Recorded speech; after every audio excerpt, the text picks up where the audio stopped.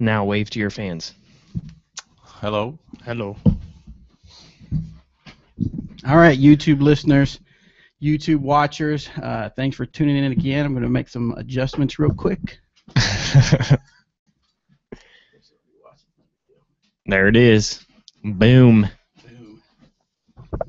All right, YouTube watchers, as you can see, we have our special guest with us, Tomas from Sweden. So we're going to get things started here for the podcast. I got a couple questions that I'm going to ask him, and hopefully you guys sent in some questions as well, but we'll see what we have. He's going to be on here for just a short segment, and then me and Eric will go on and do our regular stuff for the Disc Golf Answer Man, but we are very honored to have Tomas with us. I'm happy to be here. Thanks for having me. Yes, we're happy to have you. Absolutely. All right. You ready, Eric? I am ready. Hello, everybody, and welcome to this episode of the Disc Golf Answer Man. I'm Bobby Cool Daddy Slick Breeze, and I have with me a special guest, of course, are always with us, the ever-faithful Eric McCabe, the hard-working coursework prepper. Yep. Out there preparing the course, because this is a special week. This is Glass Blown Open. Look at that. That's GBO a nice week. stamp. GBO week, the Glass Blown Open week. And, of course, between us we have the famous Tomas from Latitude 64. Came in all the way from Sweden to check out GBO. So how are you doing, Tomas? I'm fine. You doing good? Oh, yeah. Are you over the jet lag from the trip? I didn't have any. You didn't have any? No. Nice. How long does it take for you to get from Sweden all the way here to Emporia? Around 20 hours, I would say. Wow, that's quite a flight. 8-hour flight from Stockholm to Chicago, and then we have, between the flights, you have to wait a little bit, so 20 hours. Wow, 20 hours. Well, we're so happy to have you here. So we asked you to come on the show, and you, of course, said yes. And we're going to talk about Latitude 64 a little bit and talk about some product, and then, of course, jump on to disc golf questions from you guys from the discgolfanswerman.com website. Remember, go to discgolfanswerman.com, and you can submit your questions for Eric, and he'll get your disc golf questions answered. But let's jump on into our segment with Tomas. Tomas, tell us how you got your started in disc golf. Yeah, that's a long story, but I can try to keep it short. Well, I was 13 years old. I was living in a village in the north of Sweden. And some guy who worked with youths, actually in a church. Mm-hmm. He had seen disc golf when he was studying for priest or something, I guess, in the south of Sweden. Yeah. So he showed us the frisbees, and we made a, what do you call it, a course on threes and poles and. What year was that? That was 1983. 83. Wow. Yeah, nice. So we started with a 100 mold. Mm-hmm. Nice. It was the best. And now flyers. Yeah. And so did you just pick it up real fast, or how long did it take you to really get out there and play well? It took 2 years, I would say. After the second year, I was really into it, and they just released the AVR and the Arrow and those discs, and I know I had a Sky Streak from Discraft. Mm-hmm. Then they released the Phantom Plus or something, and we watched the 1985 Worlds. It was actually held in Sweden, Helsingborg. Nice. I looked at that as in the public TV, so it was sent all over the Sweden. So, yeah. Now I was really into it. Really into it. Now, have you? Tell us a few of the bigger tournaments that you remember you played in. I played in almost any tournaments, I would say. Really? Only Japan will play it in a month. So yep. That's the only. That's the only tournament I haven't played yet. Oh, I played in the Worlds for about 10 times. I guess. Oh, wow. Yeah. That's awesome. Cool. So now you played for a few years and all that, but then all of a sudden somehow you got the idea of starting your own disc golf company, of course, with the Svante out there and David and all those guys out there in Sweden. Tell us a little bit about what your thoughts went into when you said, I'm going to start my own disc golf company. That was actually just a fun idea, I would say. me, Svante, and Johan was sitting at the course drinking coffee, Mhm. and we were talking about discs overall, and some said, yeah, you know that the Innova patent has gone out. Yeah, I know that. And I actually made some drawings back in the 90s of a disc, and actually showed it to Dave Dynapace. Mm-hmm. So he take a look at it, and he said, yeah, this will be this and that. Yeah. Yeah. And so we just thought maybe we should give it a go, and we funded some money and made a prototype mold that wasn't good at all. Yeah, but the main problem was the mold itself, not just the design. I would say it's finding the right plastic is difficult if you Yeah. don't know anything about plastic, like we did. But You've come a long way. yeah, it was a steep learning curve, and it's still a learning curve. So, but it's fun. So would you say one of the big things that really sets you apart from the others is your plastic, your source of plastic? I mean, seems like you learned a lot about the type of plastic you need to make a disc fly better. Yeah, well, actually, I had a background as a what do you call it, a reviewer, Mm-hmm. maybe, for the Swedish Frisbee Association. Oh, So I okay. had my own website back then. It was called Professor Plast, Nice. Professor Plastic. Nice. And Awesome. so I actually reviewed a lot of discs, almost every disc on the market. So the Frisbee Association just sent me the disc for free, and I just tested them and wrote a review. That's cool.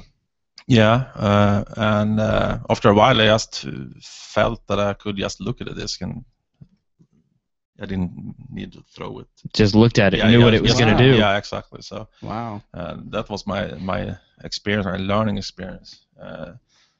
But then we started looking for plastic, like Nice. you say, and we found a good plastic, and it's very durable, and it will hold very well. Nice. Very cool. So for Nice. Latitude 64, your specific job really is to design the discs, right? Yeah, that's my what do I say, Main job. main job. Yeah. Yeah. So when you're designing a disc, how do you look at the disc and decide what you're going to do to it to make it do something different or make it do what you want it to do? I could tell you, but I have to kill you. Wait, let me close my ears. Yeah. Okay. No trade secrets. So was it at first? Was it really hard to design a disc? At the first, yeah, I mean, I just took I mean, you can always obviously copy something. Mm-hmm. That will be the easiest way. Right. But the first mold we drew, I drew. Yeah, you drew. Yeah, Mm-hmm. I drew it. That was actually a test for see if my theories. Theories. Yeah. Theories. Yep. Yeah, theories. If they're right or wrong. Uh-huh. And they were right. They were right. Nice. They were right on. Yeah, kind of. Kind of. Yeah, kind of. Well, obviously, I have missed a few times. It's supposed to do that, and it didn't. And But you learned probably from Yeah, I've every single learned, mistake. oh yeah.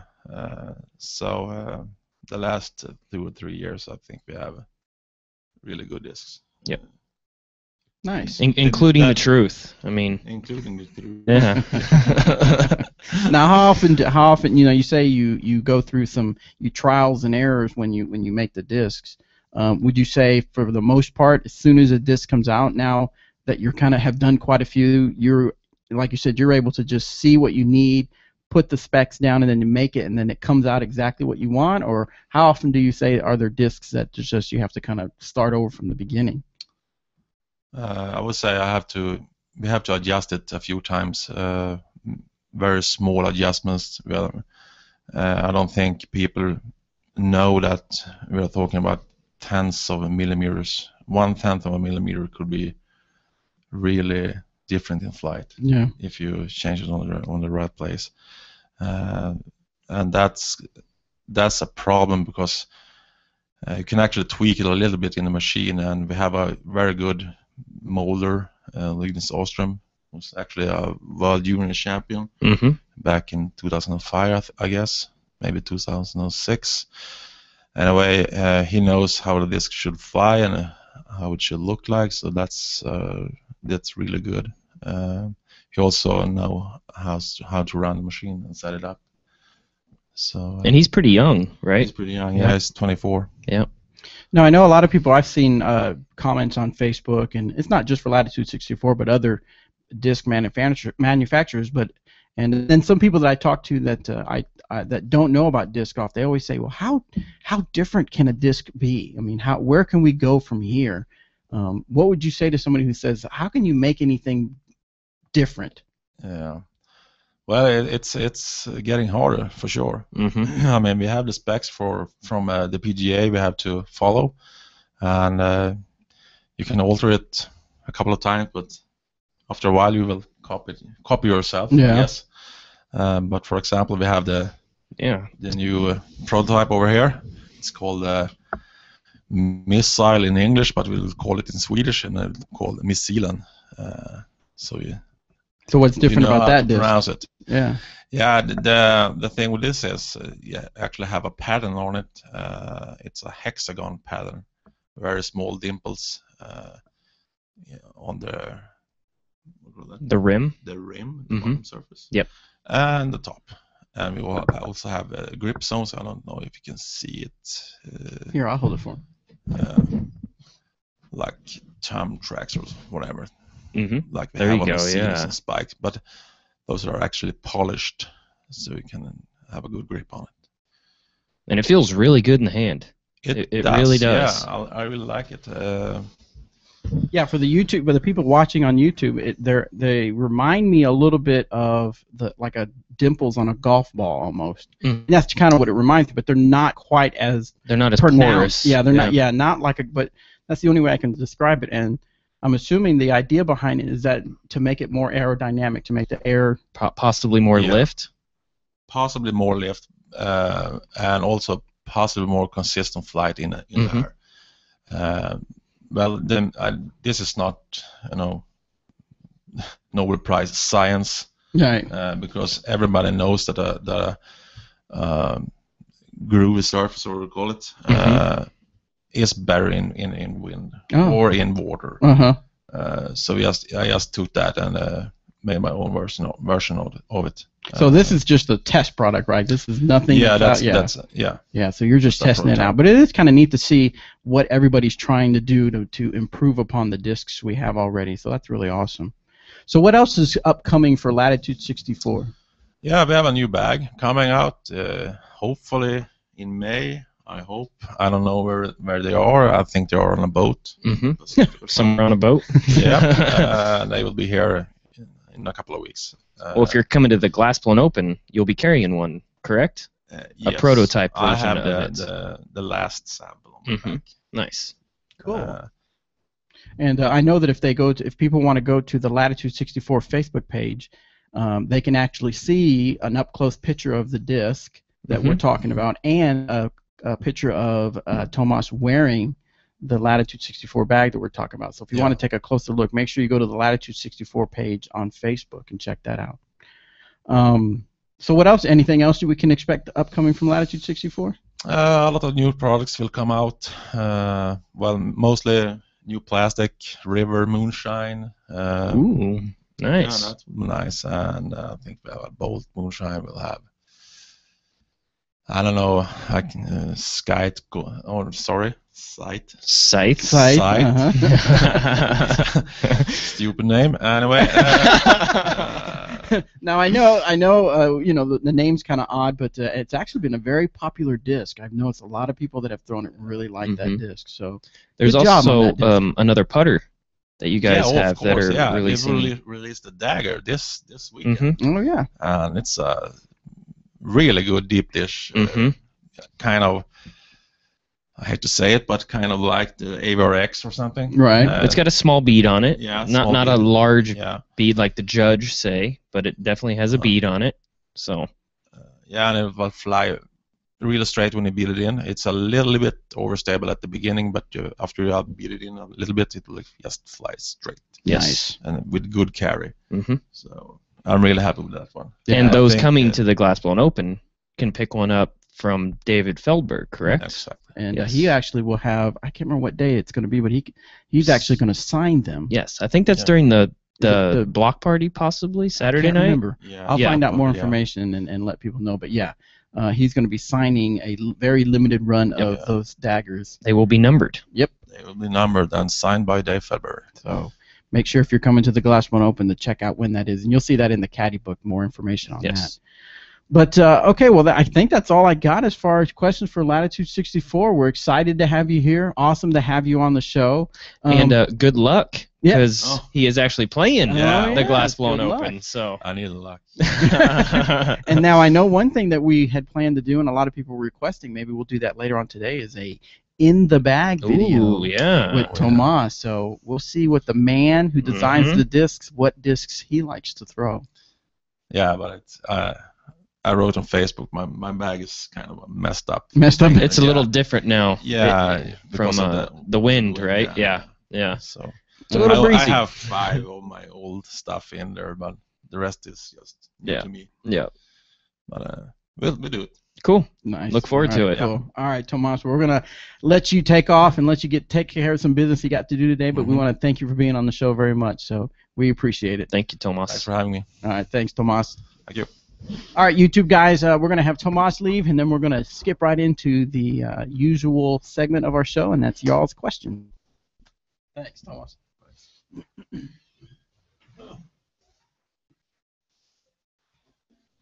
All right.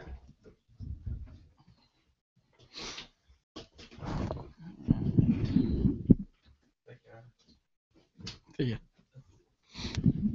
You turn that one off? All right.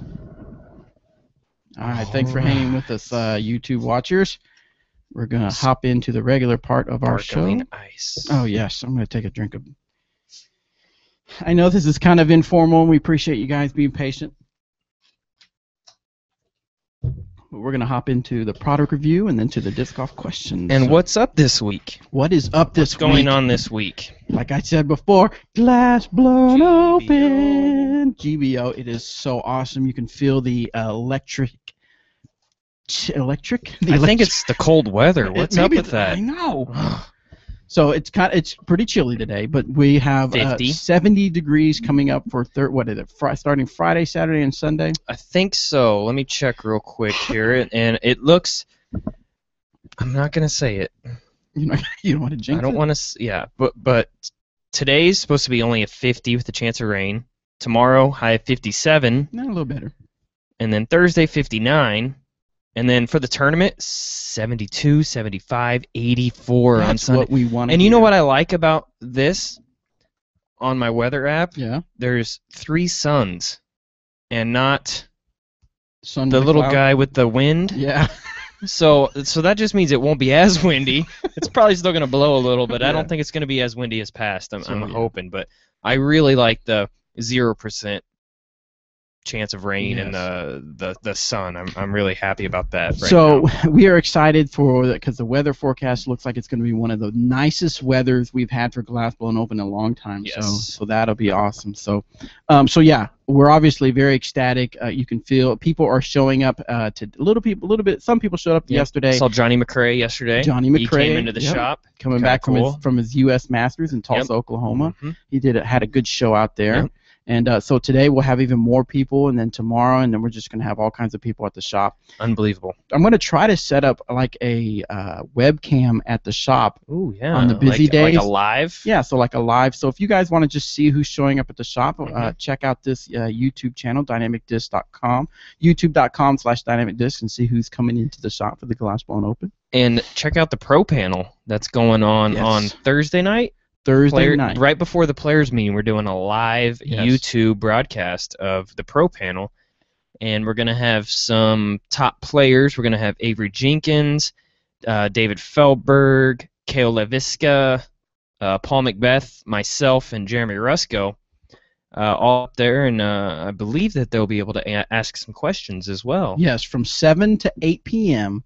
at the Granada Theater, and I've only Central Time. Central Time, and I've already been out at the Granada Theater and did some testing, and it works perfect. So right here on this YouTube channel, it's going to be a live streaming. Now, because of the way it's set up, I won't be able to field any questions from YouTube, but you guys can kind of watch and see what the audience questions are and stuff like that. So yes, should be awesome. But it's pretty times. cool. That's something that I don't believe has been done before. I don't think so. That's kind of exciting. Yeah, it's kind of neat. So. All right, so let's move on to some. Let's do some product review. Let's do those guys over there. Start with these first, okay. This is kind of it's not a new product review. It's a disc that's been out for a little while now. It's something that we just kind of wanted to talk about since a lot of people don't talk about this disc a whole lot. It's weird because there are a few people that are like they love the Renegades, yes, or they have never heard of the Renegade. Yeah, exactly. I can't exactly remember when it came out, but. It's a pretty good disc. I've got one in my bag right now that I use for rolling. So it's a slightly understable driver for somebody with a lot of arm speed. It's got a speed 11, glide 5, turn negative 1.5, and fade 2.5. Whoa! So it's a pretty fast disc, you know. Brand new for me with my arm speed, I could actually roll it.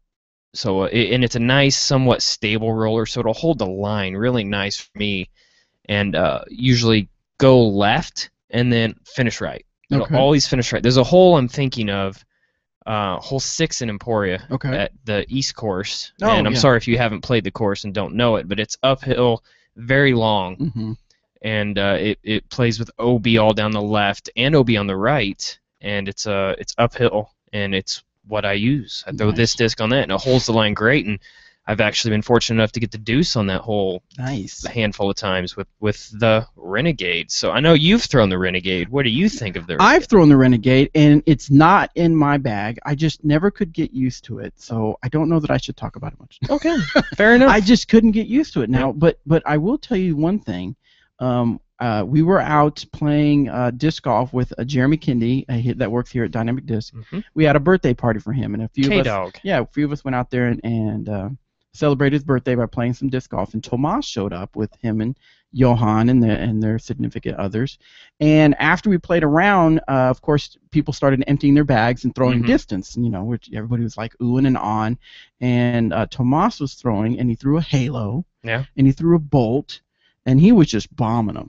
That guy can bomb. Oh, yeah, yeah. So he pulled one out, and I noticed the crowns, but I couldn't tell what disc it was. And he threw it, and it got some distance. And someone said, "Oh, was that a trespass?" And he said, "No, a Renegade." And I thought that's interesting. So apparently, if you can throw some bombs, if you want to try, and it's something that you don't need a whole lot of arm speed for. It's just just making sure to put the disc on the right line coming out. Yeah. So how would you describe the rim? Is it a big rim, small rim? I would consider it medium because it's not quite as small as some of the fairway drivers, but it's not as large as some of the distance drivers, like say the World or something along that.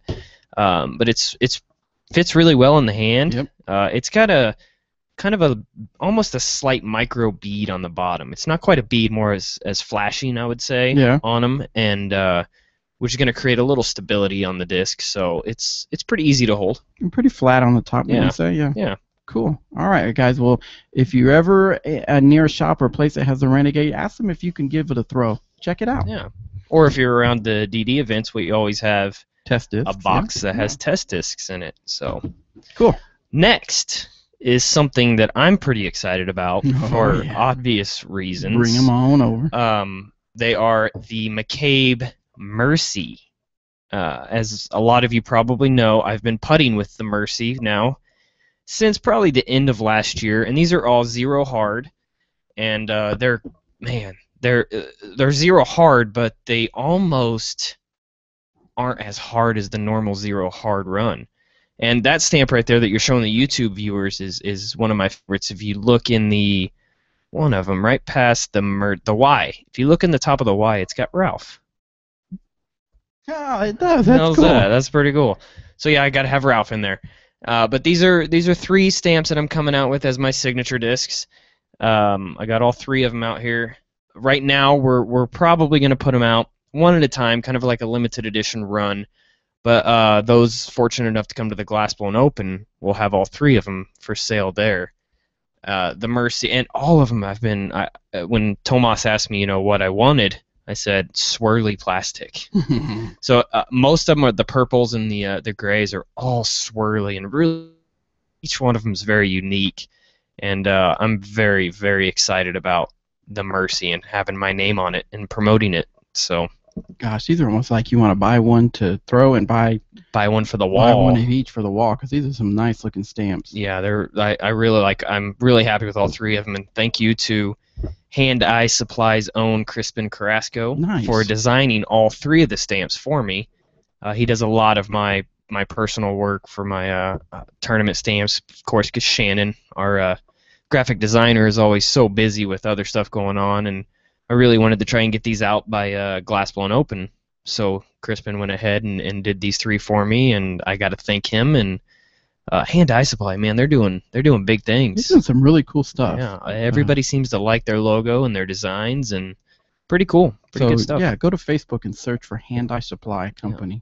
And you'll see some of his really cool designs that he does out there. I think that one right there is pretty cool. With the EMAC cool. And yeah. So definitely, so the first one's coming out when, you said? Well, all three of them will be available at the Glass Blown Open. Oh, nice. But the first stamp, which is undetermined at this point, possibly this one here, will be available starting probably next week after Glass Blown Open. Oh, nice. So. All right, guys. So make sure you check out Dynamic Discs, and of course check out Eric's Facebook page. I'm sure he'll be posting on there, but so that you can get your hands on some of the EMAC 2010 Pro World Eric McCabe's Signature Series Mercies. McCabe Mercies. Pretty cool. I love the disc. It's just a fabulous putter. Nice. Feels nice. I love the way this plastic feels too. It's great. It's like I said, it's the zero hard, but it's almost in between like a medium and hard. So it's like I like that. Perfect. Perfection. All right. Well, that's what we got for products. So let's hop on over to your disc golf questions. We want to thank you guys for tuning in. Just a reminder, go to discgolfanswerman.com and click on the Submit Your Disc Golf Question and ask your question, any disc golf question, whatever you're a beginner, you've been playing for years, no matter what your age. If you think it's been asked already, no big deal. Yeah, just go ahead and ask it. Yeah, and we'll answer it on the show for sure. Anything. And then, of course, if you want to kind of be part of the conversation, go to our Facebook group. Just go to Facebook and search for Disc Golf Answer Man, and we have our own Facebook group where people are giving advice. It's awesome. And posting pictures, videos, getting advice on their form and things like that. So it's pretty awesome. Good stuff. All right, hold on, guys. I think we just went over the 300 barrier too on the page. So nice. Like to keep climbing with that. Oh. I was going to make sure I remembered to talk about this. The Trilogy Challenge? Well, yeah, too? We want to make sure we did. Yeah, make sure you go to trilogychallenge.com. Yeah. No, but the jingle. Oh. Yes. So I don't have. I forgot. Yes, I don't have it for the YouTube guys, but we're going to play. I'm going to edit in for the audio one of the entries from our very own Denise Cameron. She made a jingle. Oh, do you have it on? I have it on. Oh, okay. Phone. Okay, this will be for the YouTube people. So, okay, listen to this jingle. Okay, wait. Well, let's tell people what it is first. Okay, so a few past episodes, someone called us Eric and the Breeze. Eric and the Breeze. And we thought that's kind of a cool sound. Eric and the Breeze. Yeah. And, sounds like a radio show. I know. And then someone else started saying it, and other people. So we thought, you know what? Someone make a jingle that we can use on our podcast, and we're going to give you something nice, very nice. Yes. So I made a page on the discgolfanswerman.com where you can actually submit your MP3 files, or if you make a YouTube video, you can submit the link on there, and we're going to give you something. Trust me, it's going to be nice. It'll be worth it. So we want some jingles, and so we know we have a few people working on them, but right now here's an example of what we mean by making a jingle. Eric and the Breeze, that's their name, answering questions about your disc golf game. That's great. That was so much fun. I know, so that was awesome. So she'll probably kill me for putting that on there too, by the way. Yeah, she will. But anyway, so that's kind of what we mean by a jingle. Now, you can make it just that short, or you can make it a longer jingle. Whatever you want. Whatever you want. Make sure it has Eric and the Breeze. Eric and the Breeze. We want that like in the chorus or the main part of the jingle. You know, make a whole song and put it on iTunes. Yeah, do a whole, get a record deal. Get a record deal. P Diddy it up. Yeah, come on. Get some P Diddy. Auto tune it. Yeah, there you go for it, you know. So the most creative is going to, and the more creative they get, the bigger the prize is going to be, and we're gonna give out a prize to the biggest or the most creative one. So Yes. anyway, so remember, check that out at discgolfanchorman.com. All right, so let's now jump into the questions. Let's do this. All right, this one is from he says his first name's Rec. Wreck. But I wonder if he just means he's a rec player. Anyway, EMAC always refers to the Witness as your out-of-the-box roller disc. Mm-hmm. Is that your main roller disc? If so, why? If not, what is and why? Also, how much does the weight of the disc affect a roller shot? That's a great question, and that's awesome. I didn't even know that question was coming, but I pretty much answered that with the disc review and the Renegade. The Renegade is my out-of-the-box roller, so to speak, and out-of-the-box roller typically just means, for me, it's a little bit understable, so I can't get it to fly. You know, I won't throw it on air shots. I guess I would throw it on air shots on really tightly wooded courses, and you know, something I can just throw nice and easy with a hyzer and let it flip up and fly pretty straight through the woods. But yeah, the Renegade is what I use, and weight, you know, it matters. Is same way as when you're throwing the disc. You know, the heavier, typically, the more stable it is. Well, it's the same thing with a roller. So when you put a roller down, and the more stable it is, if it's really overstable and you get it down on that line, it's going to go left as a right-handed player. More of a cut roller is what it's called. Okay. So the angle matters a lot. The weight does matter a lot because it, you know, for how fast it generates power and spin and gets to the ground on the right angle that you want it on. Okay. So usually, you know, if you're trying out rollers, I would suggest throwing something super flippy first, just to get the angles, just to get it down on the ground.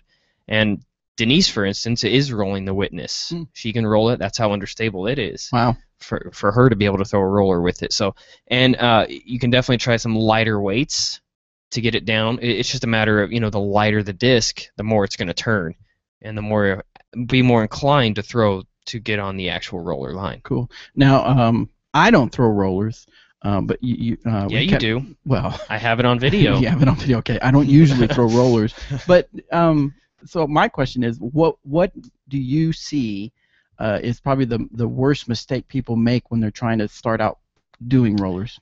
Disc selection. Oh, okay. Would probably be it. I see a lot of people like listening to this show and saying, "Oh, the Renegade, that's a good roller disc, and I'm going to go get one and roll it." Well, that's not necessarily the case. A lot of people use the Renegade rather as a, you know, straight flyer, right, or even maybe a stable disc, right, for slower arm speeds. So definitely disc selection. So get out there and try and find something that's really understable that'll just hold the line to the right for you, whether it's a 150 Diamond, mm-hmm, or, you know, a max weight Renegade. Okay, cool. All right. The next one is from Nicholas, and Nicholas says, how do you approach max weight when buying or selecting discs? For example, the max weight that the PDJ allows for a Truth is 180.1? 180 grams, okay, 0.1 grams. 0.1. Should I therefore not buy any Truths that have 180 printed on them, or does it even really matter? You know, when you're trying to just get all max weights, like the Truth, for instance, if you want max weight, I would, you know, anything, honestly, 77, 76 and above is going to be just fine. Okay. Because, I mean, you get a 180 and, you know, you hit the road or you hit a tree and take a slight chunk out of it. Of course, it's not going to, you know, still weigh 180. Right. So, but no, I recommend, you know, anything from, if with mid-ranges at least, you know, and you want to throw max weight, I recommend anything 76 and above is sufficient. Cool. All right, the next one is from JB Mean. He says, hey guys, I hope all is well. I'm coming up on a year of playing disc golf. Nice. I see my scores coming down slowly but surely, but my perception is that I'm making no progress, if not getting worse. The plateau. The plateau. We've talked about that before. I feel like I'm playing whack-a-mole on different parts of my game. I add a run-up and my standstill shots suffer. I improve my putting and my drives, grip lock, and fly straight up in the air. Why do I have this disconnect between my perception and the scores getting better? Thanks. It's really a matter of, you know, learning it all. I mean, you've only been playing for under a year at this point, and you know, you're doing the right thing by getting out there and working on one thing. And when you see that one thing get better, then you move on to the next thing. So let's say, your putting feels really good right now and you're happy with where it is. It's time to move on from putting and then work on releases or your X step or your power drives or your upshots, whatever the case may be. There's really no wrong way order to work on it, but I do recommend working on putting first because it is the most important, and then upshots because the upshot is the next most important thing. Because if your upshots are on, you don't even have to do the most important thing, which is what? Putting. So those are the two that I definitely recommend you get out there and work on. And as soon as your putting feels good and you're happy with where it is, then you move on to another technique. And then when that's done, then you can go back to putting and work on putting even a little bit more. One thing I would add, if I could, is Absolutely. that based off your question, I don't know what your routine is and whatnot, but the one thing that we always talk about and Eric always emphasizes is to deliberately go out to a field and throw. Mm-hmm. And a lot of people are like, well, what drills should I work on? What's specific? Well, you know what? I'm talking from my experience, because I'll go out and play, and then I haven't played him forever. I haven't practiced. I haven't done field work, and then I'll try something different. Like I'll try to put more spin on the disc, and I'll grip lock it, and it'll fly way off to the right, and I'll get upset and mad, and I won't try it anymore because I don't want to mess up. Because guess what? I'm either playing in a round that counts, or I'm with some friends, and I don't want to screw up big time. And I don't go out and really practice adding more spin. So I would suggest really go out if there's certain things that, like you said that you'll try certain things. I'll add a run-up. Don't do it during tournament play. Don't do it when you're out with some guys playing. Go when it's just you and you've got time to throw 10 discs and adding that run-up, and then you'll figure out how to make it work for you. Like stay in your comfort zone when you're playing events or when something's on the line. Right. So, all right. The next question is from Noah. Noah says, hey guys, I'm looking into trying out more discs from Dynamic, Latitude, and Westside, and would like to know more about your plastics. Awesome. I'm particularly interested in feel, durability, and how each plastic tends to affect flight and stability. If you only have time to touch on Dynamic disc plastic, great, but an across-the-board comparison with Latitude and Westside would be fantastic. Okay. Well, the beauty of, Latitude, Westside, and DD, they're all made by one manufacturer, Latitude. So, therefore, the plastics across the board are going to be pretty similar. As far as the Lucid line from Dynamic Discs is similar to Opto, which is similar to VIP. And as far as the most durable, it's for me. I've always grown up throwing the more Lucid style of plastic, Opto plastic. That's just what I've been religious with, and that's what I love. Some people love the Fusion, or the Gold line, or the VIP, or the Tournament plastic. And it's really just personal preference on that. I would say that they're both equally durable as far as beating in goes, and it's really just whichever plastic feels better in your hand. And as far as durability goes, the Fusion and Opto, or the Gold line, may be a little bit more durable, maybe hold up a little bit longer, but for me, personal preference, I prefer the Lucid Opto line. How about you? What do you throw? What do you like? The Fusion. For some reason, I like the way the Fusion feels. Now, there's a few. What I've done is like I have a Fusion Escape and I have a Fusion Trespass, and then I went out and bought the Lucid, and I have noticed there's a little bit difference in the flight. And but I try to make sure I know that, so that I know, okay, for this shot, I think the Lucid Trespass will be much better. And for me, I think I probably like the Lucid and Opto line a little bit more because it tends to be a little bit more stable. For me, at least. So that's, with the exception of my TP with the Westside, I prefer TP Giants. Because I can get them to fly a little bit better. So it's just really personal preference. Yeah, and when he says personal preference, it's kind of like what plastic, your arm speed, your technique, and stuff like that. So it definitely behooves you to get out there and just try the different plastics. All right, the next one is from Dr. Blam, and he says, hey, babies, most courses I've played have the classic cement T-pads in rectangular tasticness format. Nice. I've seen rubber pads, grass, or turf pads in Finland or Sweden, I believe. Finja may have to set me straight. And cement ones in different shapes. Which one is the best? The world must know. Keep on doing that thing you do, brothers and sisters. If special guest or guest is of the sugar and spice variety. Man, you got me tongue-tied, or Dr. Blam. That's so. Funny. Which tea pads do you prefer? Well, probably the concrete. I would say a nice concrete with some nice grooves in it. The city of Emporia here is really good at designing and installing the tea pads, and I've been very happy with the majority of the ones that we got around here. My shoes would tell you differently, because concrete will definitely tear your shoes up quick, and I mean, if you think about it, rubber on concrete, they don't mix, But I will say, when I was in Finland a couple years ago playing the European Open, they have really nice tea pads out there. I was very, very impressed with them.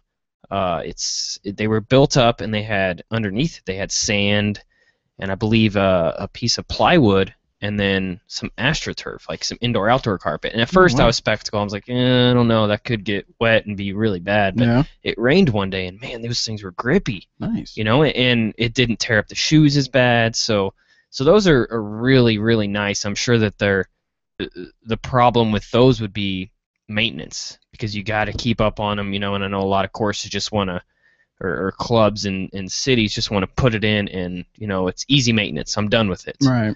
But with those AstroTurf indoor-outdoor carpet type of tea pads, they are going to need maintenance. You're going to have to go out there and replace the sand or the turf when it tears, and stuff like that. But that's really the two I prefer. I don't really care for the rubber mats as much.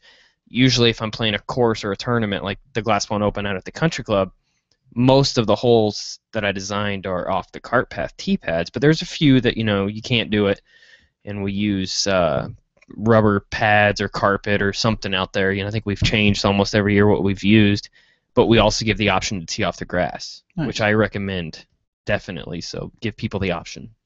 Cool. The next one is from @13collie, and he says, Eric, what are some of your worst or most remembered experience with the outdoors while playing disc golf? Example, wildlife, poison ivy, water, etc. Here's one of mine. One time after finding my disc in a creek, I was bothered by something on my ankle.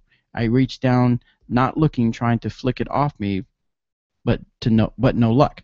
I placed my bag down, turned to look, and there was a leech hitching a ride to the next hole. Ooh. And he says, good luck to all, GBL. So what's your horror story out on the course? That's a good one. I've got a few. I've been playing long enough to have plenty of horror stories. Probably one of the most memorable is, poison ivy is always a bad issue, but that usually doesn't happen on the course. I mean, it happens on the course, but you don't, feel the effects of it until after. But probably one of the worst would be, I think it was USDGC one year. When you're in the South playing disc golf, pay attention to where you're putting your bag down. I remember putting my bag down on a fire ant hill. Oh, no. And they swarmed my bag, and then I didn't even notice it, and I put my bag on, and then they were all over me. And I don't know if you are familiar with fire ants at all, but they're very smart and a big nuisance, because they will attack you, but the whole colony almost will get on you, and then they blow a horn or something at battle, and then boom, they all attack at one time. Really? And then it's awful feeling. I mean, they tear you up. They tear you up. So that's probably one of my worst experiences sounds like a bad fire one. ants. All right, the next one is from Jacques, and Jacques says, thanks for the show, guys. So now that EMAC has his signature on those beautiful Mercies, yes, how long until we see them in Gold Line and or Opto? I hear the man to ask may be around those parts. He is around these parts, and that's something I'll have to hit him up with here after the show maybe, and I'll see if we can't post it up on the Facebook page. Oh, nice. All right, the next one is from Adam, and Adam says, Eric, what does your warm-up routine for a tournament? That's a good one. Pretty simple, actually. I try to keep it just as easy as if I'm going out to play casual or a practice round, just because I like to play like I practice and practice like I play. So it usually consists of, eating a eating a good breakfast, especially for tournaments, you want to make sure to not be out there on an empty stomach and start to lose fuel halfway through the round, which is another good idea, to throw a couple granola bars or crackers or something like that in the bag for backups. And a good breakfast is not a Monster can. No. A can of Monster. Or Red Bull or Red Bull. whatever the case may be. You actually sit down and have healthy breakfast, whatever that is. I'm guilty of coffee because I love coffee. So I don't recommend it if you don't drink it much and you get jitters from it. Don't do that. But getting out there and doing lots of stretching and making sure you're ready and you're limber and all warmed up, ready to throw. And then usually I'll throw a couple up shots first, find a basket I want to putt at, and stand a couple 100 feet away, 150 feet, and throw a few shots up at it, and then throw a lot of putts. I like to get warmed up by throwing putts. Spend a good 15, 20 minutes putting, and then go out and then throw some drives. And when you're going out to the tee pad, don't just step up. Even if you're on a 500-foot hole, big downhill shot or something, whatever the case may be, don't just start ripping drives, because that's definitely a way to hurt yourself. Oh, yeah. I always start out with the flippiest disc I've got in my bag, which right now is my Renegade. I step up, whatever hole it is, I'll throw it. Throw it at 50% just to start, just to get your blood flowing, your motions and all that going. You don't want to just step up and try to rip your enforcer on a hole that, and I don't recommend that because you're going to end up hurting yourself. So make sure you're nice and warm before you start. Cool. All right, the next one is from Zach, and Zach says, "Hey guys, I've been wondering lately, what is the difference between wide rims and small rims on a driver? Does the width of the rim make the disc go farther, or is it a preference for various hand size? Thanks for the great podcast." I would say a little bit of both, but more so speed. I think speed has a big factor in it. That's why you see most of the large rims are high-speed drivers. You don't see too many high-speed or low-speed with big rims. Most of them are a little bit smaller, but a lot of it is personal preference on grip, how big your hands are, but mostly it's for the speed and distance, of course. Something with a bigger rim is going to carry a little bit further. Cool. The next one is from at 13 Collie sends another question. Okay. He says, "I have a question on footing when you run up to your marker. Say you are 400 feet from the basket and you do a run up to your lie. Mm-hmm. What area does your plant foot need to be when you release your drive?" It needs to be directly behind your disc or mini, whichever it is you're using, and you have up to a disc length behind it. Oh, okay. So that's something to always remember if you've got you're trying to get around something. You have a disc length behind the back of the disc, which is typically 12 to 13 inches. So that's about the width you have. You have to be directly behind the middle of it. A lot of people think, I'm going to use the disc as my marker that I threw because I have a bigger space to hit. Well, mentally that's great because you do mentally have a bigger spot to hit, but you still have to be right in the middle of it. So it's really personal, whatever you want that way. But I usually leave my disc in the middle of the fairway when I'm throwing, unless I'm going to throw that disc again. Nice. All right, the next one is from Steve, and Steve says, "Hello to Eric and the Breeze." Yeah. Remember, get those jingles in, guys. Jingle. "I enjoy all aspects of the show, disc reviews, tour talk, and your personal live comedy and dynamic disc goings-on." Nice. My question is for Eric. During a round, you find you threw a bad shot. Hard to believe for you, he says. Or you hit something, or you hit something which leaves you with a 20% shot of success, or small window of success. Do you normally take your medicine and go for the sure bogey? In this circumstance, you aren't going for the win.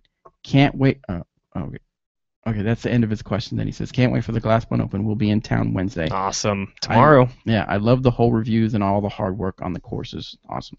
You got it. That's what I do it for. All right, so for you. Just for you, Steve. Nobody else. No. So what? Do you normally just take your medicine and go for the bogey, or do you just go for it? It's situational, obviously, but like he said, it's not for the win at that point in the round, I believe you said. So absolutely, I take my medicine because I don't know how many times I've had a small window of opportunity and try to attack it, and of course I've succeeded with it, but I've also failed with it, and then you end up pitching out for your double bogey. And what's one stroke going to really hurt you in the middle of a round? You typically shouldn't know what everybody's at You should just be worrying about yourself during tournament play and what you're shooting and personal goals, as opposed to, oh, well, I'm going to lose a stroke to Bobby and he's going to have 3 on me now. And, you can't be thinking like that at all. You just got to be thinking about the next shot. So, you want to look at, like, if you're in the woods and you need to just pitch out, I recommend just pitching right back out to the fairway and then moving on and then attacking the next hole, attacking your next shot. Stay in the moment. If you still have a 20-foot putt left, don't think about the island hole that's coming up. Okay. So. Cool. And the hole reviews he's talking about, guys, just in case you didn't know, I took my quadcopter out and flew some of the holes of Jones East and Peter Pan. I didn't get all of Peter Pan because the next day I was going to go out, it was really, really windy. But I believe I got all of Jones East, but I have one more to do, and that's hole 12 because I had done it, but Eric hadn't done the signature hole there with the whole. What do you call that? Landscaping on it. And so I'm going to go do that again here in a little bit. But anyway, so I took the quadcopter and flew from the tee pad to the basket so some people can kind of get familiar with the courses. So definitely check those out. One thing that Steve suggested that we do to help better the show is center the sign between you both, which I think he's referring to the dynamic disc, DD sign. The DDs that are behind us. And Steve, unfortunately, we can't center it because the end of it's like right here. The end of it's right there. This is actually designed. It's multi-purpose, so it's not just designed for the show, but it's for other purposes. And putting the DDs over on that side. And Steve is coming to the glass blow, and he said, so you will see this banner right here at the Granada during the player meeting. So you will see why that's going to be kind of a hard chore. Right. All right. The next one is from Taro, and Taro says, "Hello, Bobby, Eric, and Tomas." Oh, I should have asked this when Tomas was here. Wish you some really happy times at the GBO. And his question was for Tomas. Okay. I kind of asked what he asked, so. What was it? How did you get your start in disc golf? Oh, yeah, you definitely asked. Stuff like that, he definitely did that. So. Okay, so sorry, Taro, we didn't ask when he was here. I tried to look through the questions but couldn't find any, and I must have overlooked that one. Let's move on to the next question. This is from Dan, and Dan says, Tomas, thank you. Tomas. Okay, well, hopefully you guys got your information that you got out of when he was here, because I did not see these questions. He definitely put a lot of information out there. Yeah, he put a lot of information out there, so definitely good for that.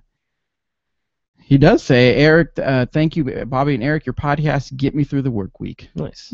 All right, let's go to the next one. It's from Dan again. Yes, it's me again. Tomas? Poor Tomas. A lot of these may have come in. Yeah, I think they came in after we started. Yeah. Okay, here's one. Okay, all right. This one's from our boy Lunchbox. Lunchbox. All right, he says, Bobby and Eric, listening to you guys is always a highlight of my week. Just when I think I'm playing well, I always seem to have a meltdown moment and can't seem to recover from it. How do you stay mentally tough during a match? Do you have any mind vitamins you can offer me? It's a pretty good question. It's tough. It's really hard, especially when you just had a bad hole or you just missed a short putt and whatever the case may be. But it's very, very important to remember to have a short memory. That's the biggest key there is, like I said earlier, don't worry about what anybody else is doing. Just worry about yourself, and staying confident and telling yourself, I'm going to throw this confidently. I know I can do this. It sounds cheesy and weird, but it works. It really works. So just stay confident, throw confident shots, and just overall confidence really helps out. It's unbelievable how much that works. Oh, I completely agree with you. I was listening to something the other day where the guy talked about people think that because they don't succeed is because they don't take action, and people are always taking action. But I take action. I do the steps. I do this. I do that. But one of the ingredients that are missing is he called it certainty. Okay. Which is kind of like confidence. That you are certain. So what you have to do, Lunchbox, is when you have that mess up, you cannot let that make your confidence go down. Yep. You can't make that certainty go away. You have to still. And again, it might sound cheesy. You have to still believe in yourself. that yes, that just happened, but now I will move on because I know that I can move on and I can do better. You've done it before. Do it again. You can do it again. All right, the next one was from Anthony, and Anthony says, and it's another question for Tomas. Well, Anthony's on his way to GDO. Oh, he says, right? can Tomas give us a quick run through of his bag? Well, Anthony. Yes, he can Yes, and he will. can and will. So Granted, it's not his normal bag. Right. So I'm gonna get it on video so we can put it out on. I'm sure it'll end up on Latitude's Facebook page, Latitude's I'm sure it'll YouTube be on page, DD's page. It'll be all over. It'll be all over. All right. Slight pause here, looking for the next question. All right. Next one is from Chris, and Chris says, I love building my mid-range part of my bag. I recently got a diamond with my PDJ membership, and it's so good I was wondering about a good mid-range disc that's understable made by Latitude. Any suggestions? Well, if you really like the diamond, really love that disc, a good complement to the diamond would be the Jade. No. The Ruby. The Ruby, which is the mid-range, which is the Ruby, right? That's the second time I missed your. Yeah, I think it is the Ruby. Yeah. It's part of the Is it the Ruby easy or the Pearl? it is the Pearl. My bad. I set you up. Yes. You swung and missed, and then I swung and missed. And you hit me with the bat over my head. But yeah, I believe it's the Pearl. That's the mid-range there. But it's part of the easy-to-use line from Latitude. And if you love the diamond, you will love the Pearl, the Ruby, the Jade as well. So check out those. Yeah, basically, it's like Eric said, it's the easy-to-use line, and the diamond is one of them. And the Ruby is the putter, and the Pearl is the mid-range. And when David and Tomas designed these discs, they had it in mind for a beginner, for women, and anybody that needs a disc that's a little forgiving when you're first starting out, or when you're just a beginner, or you don't have a very a big arm. Yeah. A lot of arm speed and stuff. Or you're learning to throw. Yeah, you're learning to throw. So definitely, if you like the diamond, definitely check out the Pearl as a mid-range. And the Ruby as a putter, and the Jade as another driver. Yeah. All right, the next one is from Ken, and Ken says, I'm 57, don't have the arm speed as young guys. What recommendations can you make for a distance driver? Mm-hmm. How about the diamond? How about the diamond and the Jade? There you go. Perfect. So yeah, like we said, that's what they created them for, is for people with low arm speeds. And but what are some maybe that he can try from some of the others? Witness. A Witness is a great one. The Underworld from Westside is another really good understable driver that I've seen help out a lot of people's games that don't have as much arm speed. So those, I mean, that's 4 discs right there. You know, the Witness, the Jade, the Diamond. The Diamond's probably going to be the most understable out of all of those. But I know the Jade has helped out a lot of people, and it's pretty quick, pretty fast disc, and it's really easy to throw, which is why it's part of the easy-to-use line. Yeah. So those are definitely 4 discs I would check out. Another discs I would check out when they come out is the Thief. Yes. The Thief and the Claymore and the Shield. Now those are all part of the Trilogy Challenge, which we've talked about before. You can go to trilogychallenge.com and check those out. But gosh, even if you can't make it to play the event, for $30 you get all 3 discs. All 3. So go up to the place where they're having the event. Even if you can't go up, pay your $30, get your discs, go home. You just got 3 brand new discs that nobody can get. It's the only place you could get them until August. Or whatever. So so the Thief is definitely one for people with slower arm speeds. I've thrown it. I really like it. I have. Do I? Yeah. I have some in my bag because I'm dynamic disc, so I can do whatever I want. I'm Cool Daddy Slick Breeze. So anyway, CDSB. Let's see. Do we have another question? This one's from Chris, and Chris says, "Hey guys, thank you for what you have done for disc golf. I throw my drives around 250 consistently. How would I go about getting more distance? Currently, I use 2 different discs: the Star Katana and the Crush from Discraft." Okay. Well, I know. I'm familiar with the Crush from Discraft. It was a disc I used to throw for a while, and it's fairly overstable. So it sounds like disc selection could be, something that you could try out. Yeah. try something else. Go out and maybe, like we just talked about, maybe not the. If you're throwing the Crush 250, I wouldn't recommend going and grabbing a Jade or a Diamond or a Witness or anything like that. But maybe a Renegade or a Trespass or an Escape. I know the Escape is a fairway driver, but it's very easy to throw and gets big distance. So I would go out and try out some different discs. Maybe check out the Trilogy line and see what they have to offer. Nice, cool. All right, guys. Well, that's all the time we have for the questions. Again, I want to apologize if I didn't get to your Tomas question while he was on here, but his time was a little bit limited to be on here, so we wanted to make sure we got a few questions in and let him get going about his day.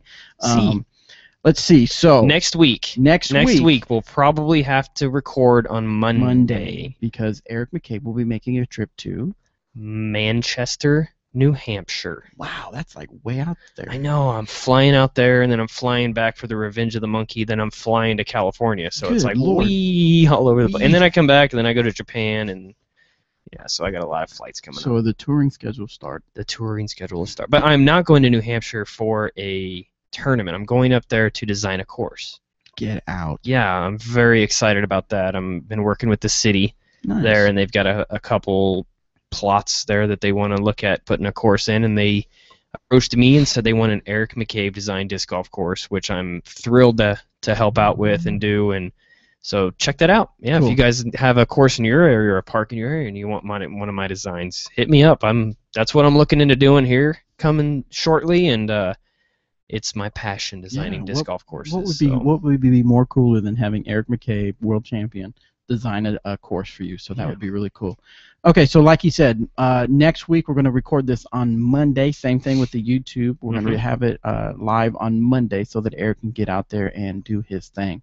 Other than that, we're going to, as soon as I'm done, I'm going to try to put this together, and then we're going to be going full blast with Glass Blown Open. Full on, baby. Make sure you, if you don't like the Dynamic Disc Facebook page, make sure you go out there and like it, because there's going to be all kinds of videos, pictures, and everything all coming from the Glass Blown Open. You know what's really cool about this week, the GBO and everything?